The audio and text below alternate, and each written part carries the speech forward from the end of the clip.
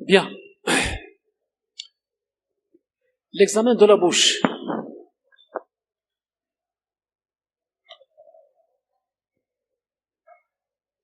Bon, vous sentez qu'il y a un mélange un petit peu. On change de l'extrémité inférieure à l'extrémité supérieure du tube digestif. L'examen de la bouche. Vous allez dire pourquoi on examine la bouche en gastro-entérologie.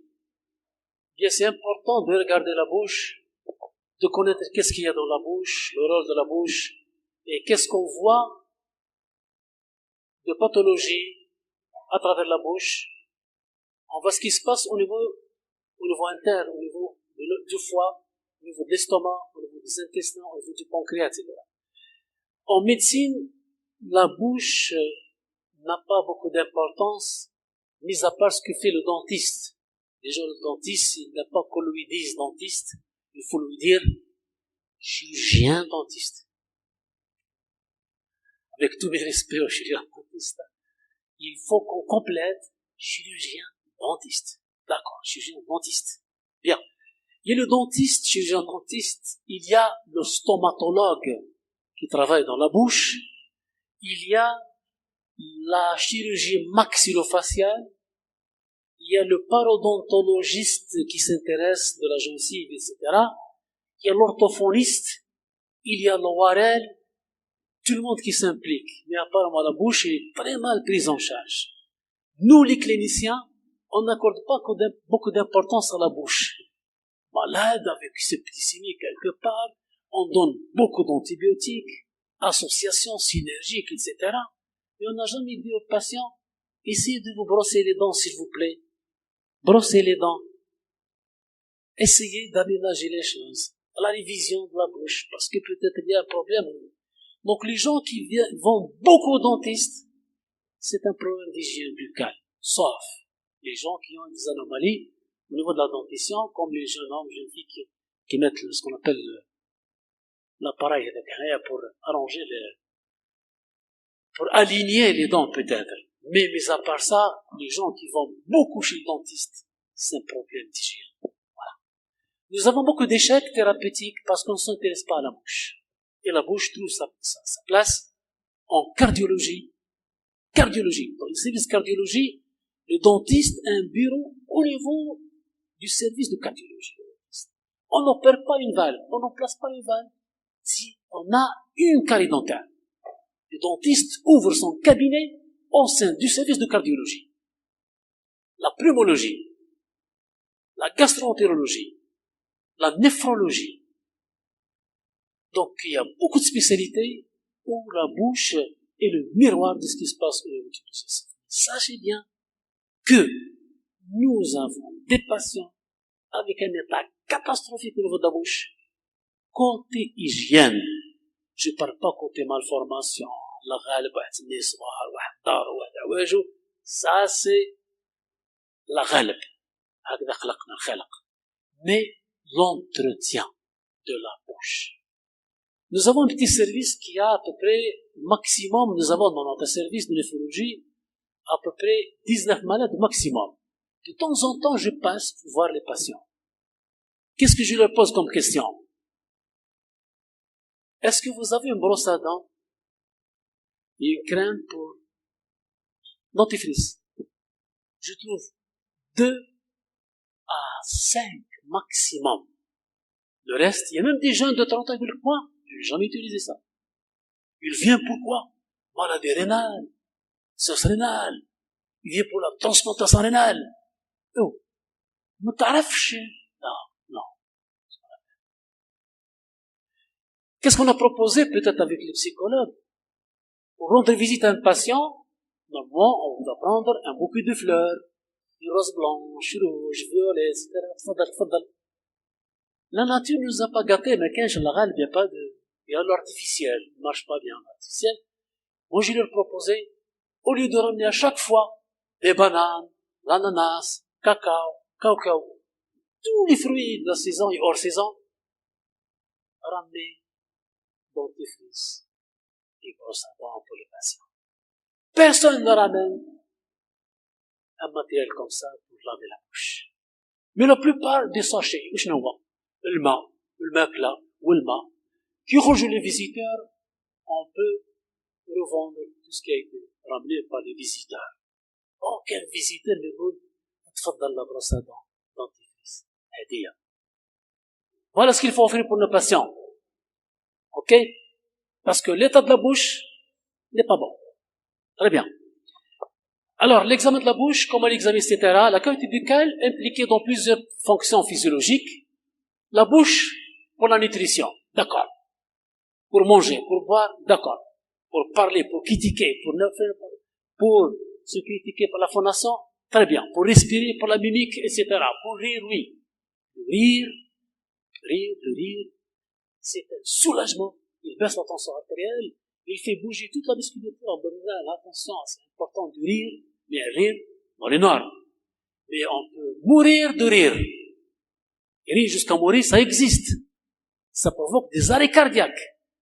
Oui, dans l'histoire, il y a eu des arrêts cardiaques. Le dernier élève, en 1989, c'est un artiste. Il est mort en plein accès de rire. Ok, il est mort. Il y a des morts, le rire, il mourira. Santé orale est une composante de l'état général de la personne.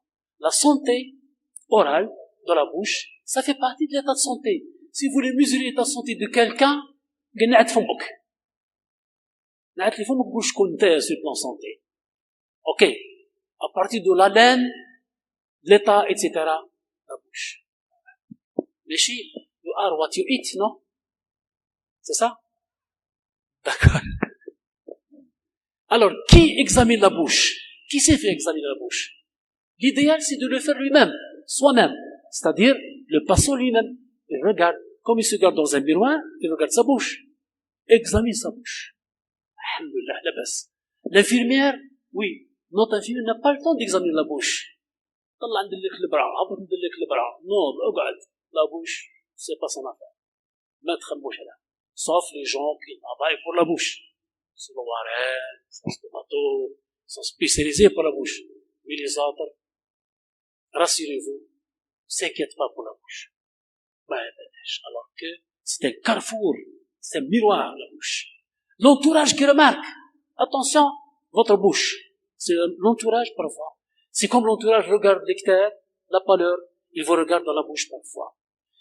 Le médecin généraliste, alors là, notre ami généraliste, c'est le meilleur médecin, il occupe une place privilégiée, la place la plus importante, la plus intéressante en médecine, c'est d'être médecin généraliste. Être médecin généraliste, c'est le meilleur poste en santé publique. Le dentiste, oui, excusez-moi, chirurgien dentiste, c'est son affaire. Et on aimerait bien qu'aller chez le dentiste avec une dentition valable sur le plan hygiène, mais elle n'est pas valable sur le plan formation, c'est pas notre faute. Hein? Bien.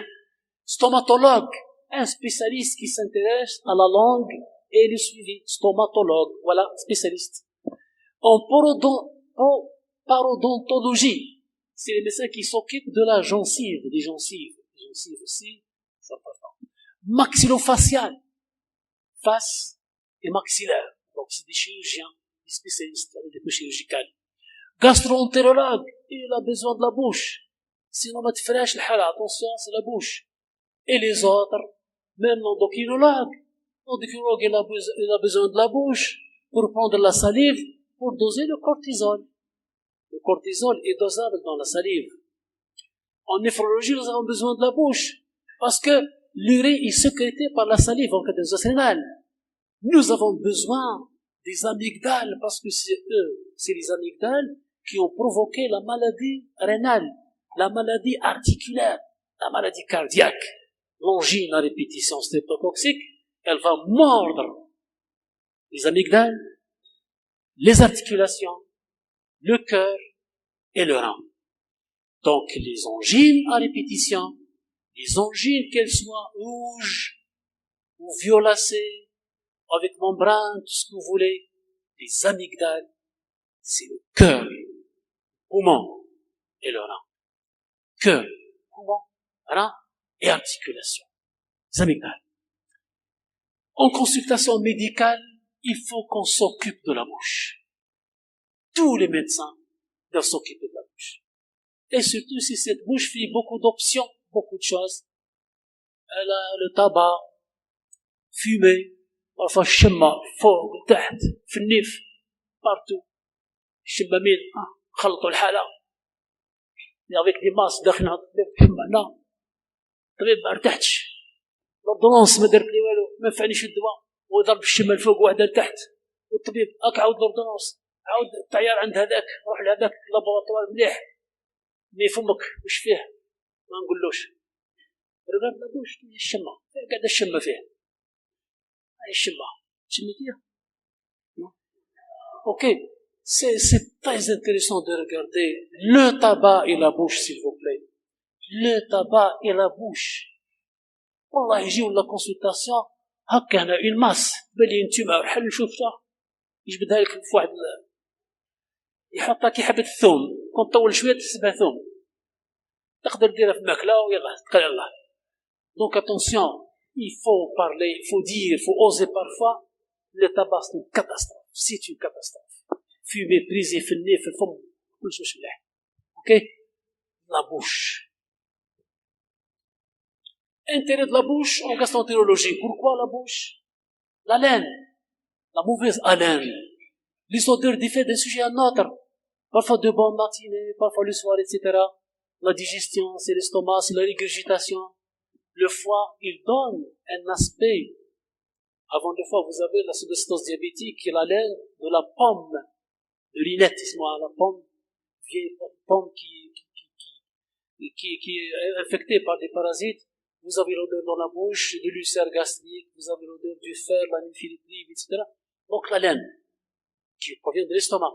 La dentition, l'os, la nutrition, les dents qui sont chevauchées, les dents fragiles, la carie dentaire, etc. Parfois c'est un problème de calcium, un problème de croissance. C'est les dents. Si on n'a pas une bonne dentition, on fait mal à la mastication, on avale directement. Donc difficulté, dysphagie, ou bien difficulté au niveau de l'estomac. Vous envoyez sans mastication, c'est un fardeau pour l'œsophage et un fardeau pour l'estomac. Donc la dentition, les gens qui ont des dentilles, des prothèses, regrettent beaucoup de ne pas avoir la dentition. Mais ça n'est pas impossible, même des signatures à ذهب والفضة, ça ne peut pas jouer le rôle d'une dent d'origine. Donc avoir un dentier égale mastication défectueuse égale un problème de nutrition et difficulté pour l'estomac. Et l'estomac va recevoir le fardeau. La langue, attention, la stomatologie, c'est pour la langue. Dans la langue, il y a 12 muscles, je crois, toujours, hein, ça. 12 muscles, il y a le goût. Le salé, c'est au bout, le sucre, c'est à la base, etc. Vous avez la couleur de la langue. Sur la couleur de la langue, nous avons 12 diagnostics en médecine. Il y a 12 diagnostics à évoquer devant une couleur anormale de la langue. Il suffit de regarder, tirer sur la langue, vous la regardez, lâche, 12 diagnostics. Il faut les compter. La couleur, les lésions sur la langue. Et des lésions, attention, des petites lésions, lorsqu'on se mord la langue parfois, des ulcérations, le signe de l'anémie, les aftes, tout ce que vous voulez, attention. Une afte dans la bouche, une autre afte dans le tube digestif bas situé, c'est une maladie du système. Attention. Vous avez les aftes dans la bouche et en bas. Vous avez les aftes, c'est un problème. Face interne de la joue, la muqueuse, vous la regardez la face interne, ce qu'on appelle énanthème, et l'extérieur s'appelle exanthème. Vous connaissez? Par exemple, la rougeole. La rougeole, maladie virale, dermatose, cutanée, vous avez sur la joue, avant qu'elle soit en exanthème, la rougeole, elle est en énanthème, en face du canal de Stenant. Vous connaissez le canal de Stenant? C'est la voie lacrymale. La parotide et l'orifice, c'est le canal de Stenant. C'est la rougeur autour qui veut dire, voici la rougeole qui a commencé. La rougeole, Bouhamron, c'est une maladie virale. La voix, virose, fébrile. Vous avez la gencive, état nutritionnel, hygiène, la gencive, attention aussi, c'est un grand problème. Les amygdales, organes lymphoïdes, le volume, la couleur, la douleur, parfois symétrique, asymétrique, le vol du palais. Les amygdales, l'amygdalite, angine, streptocoque, Streptocoque, angine, c'est le cœur, c'est les articulations, et c'est le rein. C'est connu. Les infections post-streptococciques. Streptocoque localisé au niveau des amygdales, il va provoquer des complexes, etc., complexes humains, qui va mordre les trois tunnels du cœur, péricarde, endocarde, myocarde, qui va toucher la synoviale, donc les articulations, qui va toucher les glomérules au niveau du rein, vous avez la protéinurie. Donc, amygdale, dans 3 semaines, on va voir le cœur, les articulations et le rein. Il faut qu'on s'occupe bien des amygdales. Amygdale rouge sur streptocoque. Amygdale avec membrane, c'est la diphtérie. Un cas de diphtérie égale épidémie. Un cas de diphtérie égale l'alerte dans la ville. Attention. Un cas de diphtérie égale l'alerte dans toute la ville de Batna, par exemple. La diphtérie, parce qu'elle est mortelle, elle n'a pas de traitement médical. Elle tue la diphtérie. Comment on la voit? C'est des fausses membranes sur les amygdales. C'est pour ça, j'ai fait une salivation, pénicilline G. Non. Regardez la bouche, s'il vous plaît. Tirez sur la langue, la lumière, et regardez la bouche. Si vous passez à côté des fausses membranes, celui qui fait ça, c'est un criminel. Regardez les amygdales. Parfois, c'est asymétrique. Parfois, c'est un abcès. C'est pas amygdalite, c'est un abcès. C'est plus grave aussi. Donc, on regarde. Commissure labiale. Ici, au niveau du commissure labial, vous avez les signes de mycose, de muguet buccal, les candidoses, à répétition. Là, juste à côté des commissures labiales. La déglutition, mastication, etc. Lorsqu'on déglute, vous avez le temps buccal. Ok? Le bol alimentaire, la base longue pour le pousser. Déjà, ça commence le premier signe de dysphagie. C'est-à-dire, difficulté d'avaler parce que vous avez les amygdales inflammées. Dysphagie. La phonation sur la bouche, on parle mal, les cordes vocales, etc. La dysphonie, la voix nasonnée. Parfois, on avale, l'alimentation sort par le nez.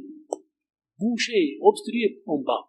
Donc la voix nasonnée, la voix rauque, la raucité de la voix chez une femme, on a dit, c'est une hypothyroïdie. La femme qui fait rauciter la voix, c'est un surmenage des cordes vocales, elle a beaucoup crié, beaucoup chanté, etc. Soit un surmenage des cordes vocales, mais c'est une inflammation, ou bien c'est une hypothyroïdie, la raucité de la voix chez la femme. Rajoutez le faciès. Avant de voir la bouche, parfois c'est le faciès. Je regarde la face comme ça, je peux évoquer beaucoup de maladies. Sur la face, on peut évoquer beaucoup de pathologies. En gastro, en néphro, en neuro, en endocrinologie, etc. Donc vous avez la face, le faciès, la mimique. Un parkinsonien perd la mimique. La mimique asymétrique. واحد يضحك يجبد droite à gauche.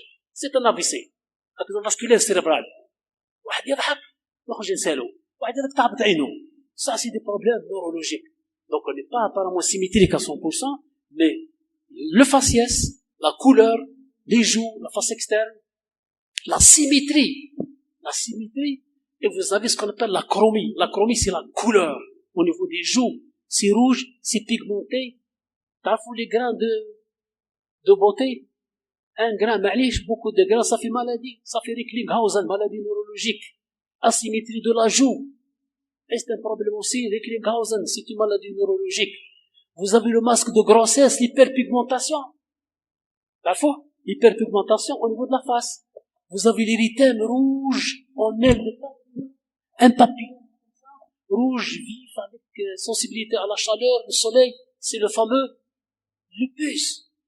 Voilà. Vous commencez donc à faire la connexion de votre sémiologie dermatologique qui, sur le faciès, vous pouvez dire, c'est quoi? L'hypothyroïdien. Il a les petits yeux, la face, merde. Et il sort la langue, grosse, macro-grossie, grosse langue, etc. Vous avez la sensibilité, les lésions dermatologiques, l'exanthème. Vous avez le voisinage, attention. Lorsqu'on parle de la bouche et la face, on n'oublie pas le voisinage, les oreilles, conduit auditif externe, l'oreille interne, le rocher. On n'oublie pas les sinus, au niveau frontal, au niveau maxillaire, les sinus. On n'oublie pas le nez, la lame criblée, etc. Donc, l'ophtalmo aussi, c'est pour ça qu'on appelle ça, en médecine, le triangle de la mort. Pourquoi? Parce qu'il communique avec la base du crâne. Et la base du crâne égale quoi? Égale méningite. C'est pour ça qu'on appelle ça en médecine le triangle de la mort à cause des rapports anatomiques. Toutes les infections ont progressé dans le cerveau. Vous avez la méningite est l'une des infections virales ou bactériennes, elle est parfois redoutable. Bien. Donc regardez ce qui se passe avec le faciès et la bouche à l'intérieur, ce qu'on veut l'examiner. Alors la bouche, qu'est-ce qu'il y a à l'intérieur? Vous connaissez tous, vous avez des dents, des gencives, c'est ça, canines, je ne sais pas, j'ai oublié, qu'est-ce que c'est, les incisives, c'est ça? Voilà. Voilà un faciès qui attire l'attention. Vous ne le ratez pas peut-être. C'est quoi comme faciès qui rappelle quoi? Qui rappelle quoi, faciès? Oui, c'est un enfant, mais qu'est-ce qu'il a cet enfant? T'as connu, hein? T'as connu, c'est c'est hein? Hein? C'est quoi? C'est quoi? Down. C'est trop fort, Down. Non, non. Plus simple que Down, hein? Ah oui, c'est le Down. Oui, décrit en 1936, voilà. Maladie de Down, c'est le mongolien. Mongolien. Maladie de Down. Down, oui, c'est vrai, Down. Oui, Down. Parce que j'ai oublié, mais c'est ma maladie de Down, hein. Décrit en 1936, la première fois. Maladie de, t'as fait le mongolisme, les Mongoliens, trisomie 21, هذا هو. Le faciès bain, la bouche ouverte, les yeux. Vous avez l'impression d'avoir une troisième paupière, les cheveux implantés un peu en avant, les oreilles projetées en avant, etc. C'est une anomalie chromosomique au niveau du chromosome 21 et parfois 18. 18, 21. Non? 21. Trisomie 21 s'appelle, oui. Bien. Vous avez l'anatomie donc dans la bouche. Bon, les faciès comme ça, vous allez les apprendre en médecine, chaque faciès, qu'est-ce qu'il évoque? Alors, la bouche, qu'est-ce qu'elle fait? La mastication. Voilà, la salive, les enzymes, les glandes parotides, les réflexes, les voies sensitives, alimentaires, la salive, les brachydènes, les voies motrices, etc., le parasympathique. Donc, la bouche est un carrefour assez important sur plusieurs organes. C'est là où on aborde donc tout l'organisme par voie orale. C'est important. N'oubliez pas que c'est par là qu'on va introduire tous les produits chimiques. Ah oui? Bien. Donc, je termine avec ce rappel. On va faire une pause de 7 minutes et on reprend. D'accord? Bien. Donc, la bouche, en plus de ça, c'est une voie d'administration des médicaments et c'est une voie d'exploration. On peut explorer le tube digestif par l'endoscopie. On peut explorer, opérer la base du cerveau par la bouche. On peut aller jusqu'à extraire la vésicule biliaire. On peut faire les explorations échographiques, endoscopiques, histologiques, tout ce que vous voulez. Donc c'est un carrefour très intéressant pour ne pas faire des chirurgies bariatriques, si vous voulez. On va utiliser les voies physiologiques par la lame équilibrée, par le nez, par la bouche, par les oreilles, etc. Donc ça c'est le rôle physiologique de la bouche. Bien, les objectifs donnés par le ministère, qu'est-ce qu'il faut connaître pour la bouche? Voilà ce qui a été demandé. L'étudiant doit être capable de connaître, réaliser un examen de la bouche, les anomalies de la dentière, anomalies de la langue, anomalies de la muqueuse buccale, anomalies de la gorge et rattacher l'anomalie à la cause. Voilà ce qui a été demandé, vous a été demandé, vous enseignez. Vous devez connaître donc des choses à enseigner pour les étudiants de 11e année concernant la bouche. Donc dans 7 minutes, voilà.